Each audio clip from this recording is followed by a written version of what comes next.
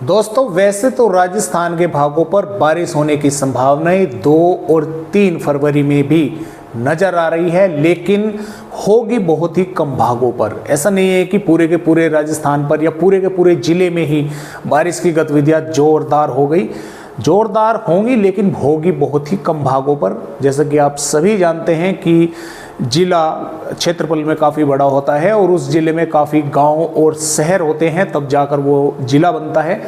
तो इस तरह से कुछ भागों पर होने की संभावना है। अभी फिलहाल जो मौसमी सिस्टम है ये WD कल फिर पहाड़ी राज्यों पर पहुंचेगा। एक सर्कुलेशन मैंने जैसा कि आपको बताया था कि बनेगा ये यहाँ पर पाकिस्तान के भागों पर या उत्तरी राजस्थान के भागों पर, ये धीरे धीरे आगे की तरफ बढ़ता हुआ ये पहुंच जाएगा राजस्थान के उत्तरी भागों पर। अब एक ट्रफ जो है वो नीचे तक बनी हुई है, तो जो बारिश की संभावनाएं हैं इन भागों पर है। यहाँ पर इन इलाकों पर तेज हवाएं भी चल सकती हैं और कुछ भागों पर बारिश होने की संभावनाएं जो है वे लगातार बनी हुई है 2 फरवरी में भी। और आइए देखते हैं कि बिना समय गवाए कि किन किन भागों पर राजस्थान के बारिश होने की संभावनाएं 2 फरवरी में है। देखिए दोस्तों, आज जो मॉडलों पर मैं आप सभी भाइयों को वीडियो की जानकारी दे रहा था, वे किसी कारणवश आज अभी तक अपडेट नहीं हो पाए हैं। हो सकता है कोई एरर हो उनमें, तो इनके हिसाब से माध्यम से जिले वाइज के हिसाब से हम देखेंगे।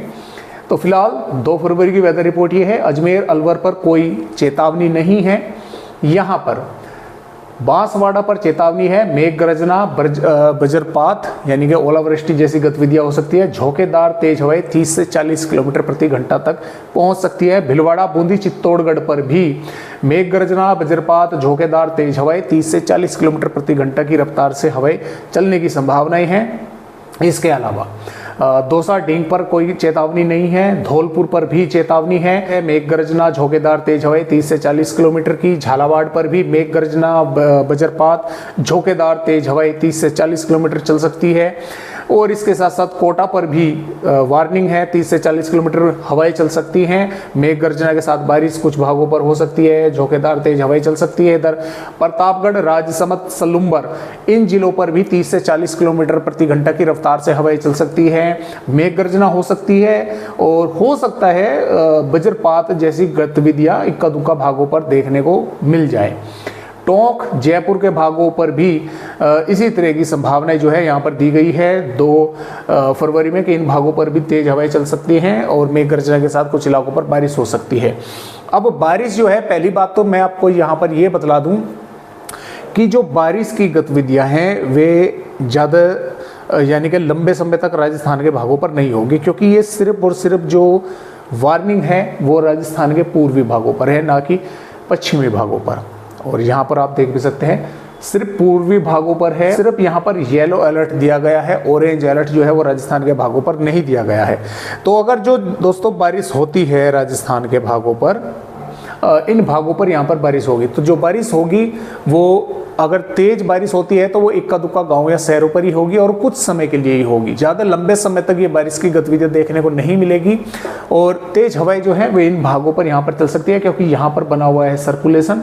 तो जब यहाँ से मॉइस्चर आएगा तो इन भागों पर तेज हवाएं चलेंगी। इन भागों पर भी गंगा, श्रीगंगानगर, हनुमानगढ़, बीकानेर, जोधपुर, जयपुर, फलोदी के भागों पर भी थोड़ी तेज हवाएं देखने को मिल सकती हैं।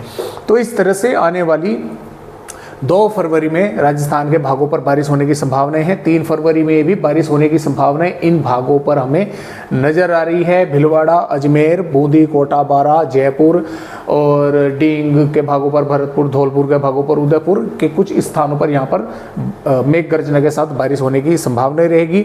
4 फरवरी में भी बादल वगैरह राजस्थान के भागों पर दिखाई देंगे और 5 फरवरी से फिर पूरी तरह से राजस्थान का एक तरह से कह सकते हैं कि मौसम साफ हो जाएगा। लेकिन 6 फरवरी में यहाँ पर बादल वगैरह दिखाई दे सकते हैं, लेकिन 6 फरवरी में बारिश की संभावना नहीं है।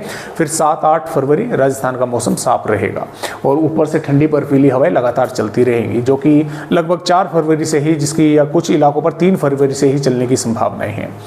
तो आज की वीडियो में राजस्थान भाइयों को बस इतनी ही जानकारी, एक नए अपडेट के साथ फिर मिलेंगे। तब तक के लिए नमस्कार।